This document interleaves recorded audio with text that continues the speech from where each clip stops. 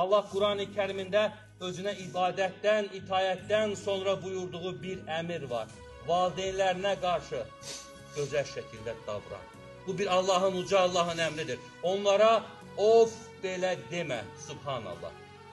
Bəzən özümüzə baxırıq. O dəyərli valideynlərimizə Allah bizi bağışlasın.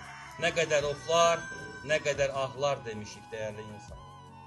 O qədər dəyərli varlıqdır ki, bir ata, atanın yaşlısı, qocası olmur, əziz insanlar. Bax, bura baxıram, hamımızı atam, babam yaşlı insanlardır çoxusu.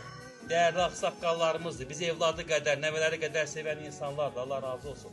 Qarşımda duranlar var, baxıram onların hamısına, həyat o qədər maraqlıdır ki, sabah mən və ya siz hansımızsa birimiz burada olacaq. 50 ildən sonra bu gördüyünüz cəmiyyətdə olan insanların, bax buradakı insanların heç biri yoxdur artıq bu həyatda.